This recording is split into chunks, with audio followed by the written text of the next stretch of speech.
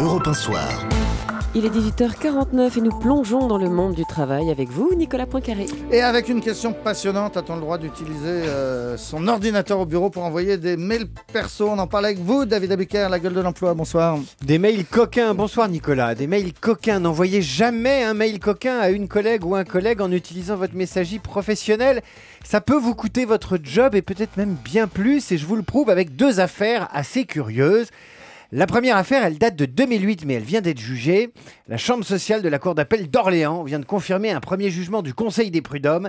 Elle donne ainsi raison à un employeur qui a licencié un salarié qui a envoyé 7 mails grivois à ses collègues de travail via sa messagerie professionnelle, plus 12 autres mails relatifs à un business qu'il venait de monter à titre personnel. Ouais, et rien que ça a suffi à le faire mettre à la porte. Donc. Alors, dans ses attendus, la Cour a estimé que cet employé avait distrait une partie non négligeable de son temps de travail à des fins extérieures à son activité. Donc, les juges ont considéré que ce comportement était constitutif d'une cause réelle et sérieuse de licenciement, mais ils ont été indulgents, puisqu'ils ont considéré qu'il avait droit, le monsieur, à des indemnités de licenciement. Ça veut dire en clair que quand votre employeur vous a dans le collimateur pour des raisons X, Y, Z, il faut être irréprochable dans votre façon d'utiliser Internet et vos messageries.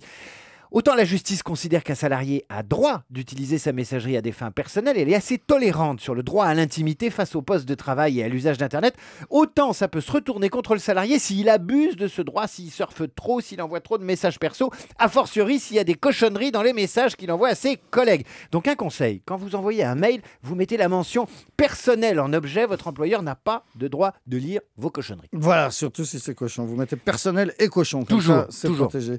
Vous nous parliez d'une deuxième affaire. Alors ici, l'affaire, elle a été jugée à Toulon, en correctionnel, c'est bien plus grave, puisqu'il s'agit d'une affaire de harcèlement numérique et sexuel. Pendant près de 10 mois, une employée du département du Var a poursuivi une autre de ses collègues de ses assiduités. Elle a été citée lundi à la barre du tribunal pour harcèlement sexuel. La justice lui reproche l'envoi de dizaines de sextos, autrement dit des textos à caractère olé olé, des avances incessantes et enfin, last but not least, la livraison à plusieurs reprises de gadgets érotiques de formes diverses et de tailles variées. Ça a duré de février à décembre 2012. La prévenue a été mutée dans un autre service. Le tribunal l'a condamnée à 4 mois de prison avec sursis et mise à l'épreuve et l'interdiction de tout contact, y compris numérique, avec la victime.